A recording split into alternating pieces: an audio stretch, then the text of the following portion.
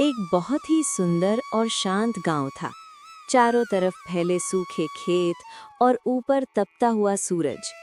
इसी गांव में रहता था एक गरीब किसान जिसका नाम था रामू। पिछले 20 महीनों से बारिश नहीं हुई थी। धरती फट चुकी थी, मिट्टी में दरारें पड़ गई थीं और फसलें पूरी तरह बर्बाद हो चुकी थीं। रामू रोज अपने खेत में जाता, सूखी मिट्टी को हाथ में उठाकर देखता और मन ही मन भगवान से अपने परिवार के लिए दुआ मांगता। उसके घर में उसकी पत्नी सुमन थी और एक छोटा सा बेटा अमन। अमन बहुत समझदार बच्चा था। उसकी आंखों में बड़े सपने थे। वो पढ़ लिख कर बड़ा होकर देश के लिए कुछ करना चाहता था। उसका सपना था एक दिन बड़ा इंजीनियर बनना, नई नई खोज करना, मशीनें बनाना और अपने गांव की सूखी जमीन में फिर से पानी और खुशहाली लाना। लेकिन गरीबी उसके रास्ते की सबसे बड़ी दीवार थी।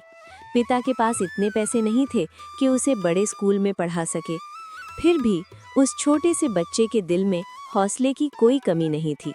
सूखे खेतों के बीच एक उज्जवल भविष्य का सपना धीरे धीरे जन्म ले रहा था। रात का अंधेरा धीरे धीरे पूरे गांव पर छा गया था। आसमान में तारे टिमटिमा रहे थे और ठंडी हवा सूखे खेतों से होकर रामू के छोटे से घर तक आ रही थी। घर के आंगन में एक पुराना दिया जल रहा था। उसी हल्की सी रोशनी में रामू, सुमन और छोटा अमन एक साथ जमीन पर बैठे थे। दिन की थकान रामू के चेहरे पर साफ दिख रही थी। सूखे खेतों की चिंता उसकी आंखों से झलक रही थी।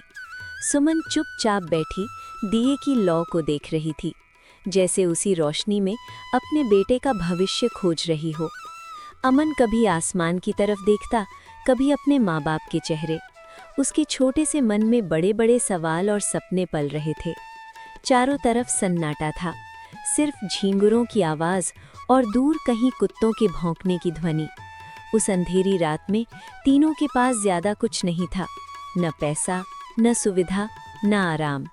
लेकिन उस आंगन में एक चीज जरूर थी, उम्मीद। उम्मीद कि ये अंधेरा एक दिन जरूर खत्म होगा और इसी घर से एक उज्जवल भविष्य की शुरुआत होगी।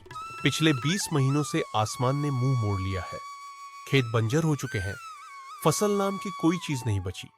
अब तो हाल ये है कि कोई कर्ज भी देने को तैयार नहीं और घर में खाने के दाने भी खत्म होने लगे हैं। हर रात यही सोचते सोचते नींद नहीं आती। कल क्या होगा रामू? बच्चे को क्या खिलाएंगे? और उसका स्कूल, उसका सपना बस सपना बनकर रह जाएगा क्या? काश मेरे पास इतने पैसे होते कि अपने बेटे को अच्छे स्कूल में पढ़ा पाता, वो आगे चलकर कुछ बड़ा बन सके। पर हालात हर रास्ता बंद कर देते हैं। बाबा, आज फिर स्कूल से कागज़ आया था। कह रहे थे पहले फीस जमा करो तभी नाम लिखेंगे। मैं समझ नहीं पाया, पढ़ना इतना मुश्किल क्यों होता है। चुप हो जा बेटा, तेरी बात सुनकर दिल और भारी हो जाता है। रात तो कट जाती है, पर डर ये है कि सुबह कैसे कटेगी। और उसी खामोशी में जहां सब कुछ खत्म लगता था, वहीं एक नई शुरुआत ने जन्म लिया। बाबा, मुझे एक आइडिया आया है। कैसा आइडिया बेटा? क्यों ना हम समोसे का ठेला खोलें।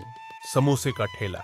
हाँ बाबा, माँ के हाथ के समोसे पूरे गांव में मशहूर हैं। सब कहते हैं ऐसा स्वाद कहीं नहीं मिलता। लोग आज भी मेरे बनाए समोसे याद करते हैं। पर बेटा, पैसे, ठेला, सामान। रामू, एक बात है जो मैंने अब तक किसी को नहीं बताई। मैंने घर के खर्च से थोड़े थोड़े पैसे छुप छुप कर जोड़ कर रखे हैं। हर बार जब मन ने कहा कि सब खत्म हो गया है, तब भी मैंने उम्मीद नहीं छोड़ी। ये पैसे बहुत ज्यादा नहीं हैं, पर अगर छोटू के सपने की शुरुआत हो जाए तो मुझे लगेगा मैंने कुछ सही किया। हम छोटा शुरू करेंगे बाबा, मैं भी मदद करूँगा। स्कूल के बाद ठेले पर खड़ा रहूँगा। धीरे धीरे सब ठीक हो जाएगा। और बाबा, अगर समोसे बिके तो मेरा स्कूल में एडमिशन भी हो जाएगा ना। रात की खामोशी धीरे धीरे ढल गई। अगली सुबह सूरज की हल्की रोशनी के साथ गांव का बाजार जाग उठा। हर तरफ चहल पहल थी। कहीं सब्जियों की आवाज, कहीं लोगों की बातें और कहीं बच्चों की हंसी। इसी भीड़ के बीच रामू और उसका परिवार एक छोटे से ठेले पर पूरी मेहनत और उम्मीद लेकर खड़ा था। कढ़ाई में तेल चटक रहा था और उससे निकल रही थी गरम गरम समोसों की खुशबू।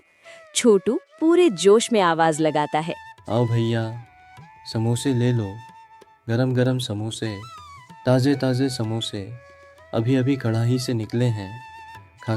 दिन बीतते गए और छोटू के समोसों की खुशबू पूरे बाजार की पहचान बन गई।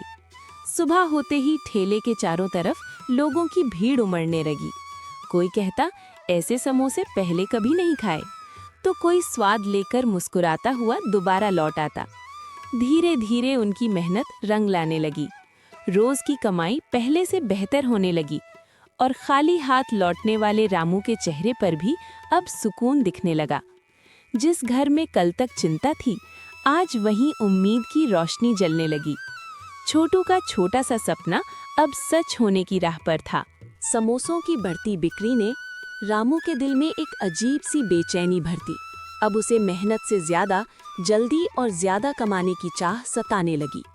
दिन में वो सबके सामने एक सीधा सादा समोसे वाला बना रहता, लेकिन रात ढलते ही उसका रास्ता बदल जाता। अंधेरे में वो गांव से दूर जंगल की ओर निकलता। वहां पेड़ों के बीच एक सुनसान जगह थी, जहां लोग जाने से कतराते थे। उसी जगह एक रहस्यमय आदमी रहता था, जो खाने की चीजों को गलत तरीके से ज्यादा बिकाऊ बनाने की बातें करता था।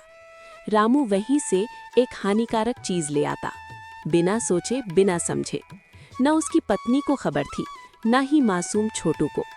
रामू को बस भीड़ चाहिए थी, तेज कमाई चाहिए थी। वो ये भूल चुका था कि लालच में उठाया गया हर कदम लोगों की सेहत से खेल सकता है। समोसे की खुशबू तो बढ़ रही थी, लेकिन उसके पीछे खतरे की परछाई भी गहराती जा रही थी, और यही परछाई जल्द ही सच्चाई बनकर सबके सामने आने वाली थी। कुछ ही समय में समोसों के ठेले पर भीड़ पहले से कहीं ज्यादा बढ़ने लगी। जो भी एक बार खाता वो स्वाद का दीवाना हो जाता, लेकिन उसी स्वाद के पीछे एक खामोश खतरा छुपा था। जल्द ही लोगों की तबीयत बिगड़ने लगी।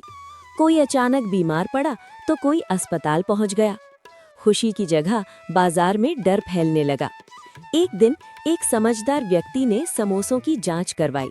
जांच में पता चला कि खाने में एक बेहद हानिकारक चीज मिलाई जा रही थी, जो लोगों की सेहत के लिए जानलेवा साबित हो सकती थी। सच्चाई सामने आते ही पुलिस आई और रामू को पकड़ कर ले गई। जिस लालच को रामू कामयाबी समझ बैठा था, वही लालच उसकी जिंदगी का सबसे बड़ा जहर बन गया।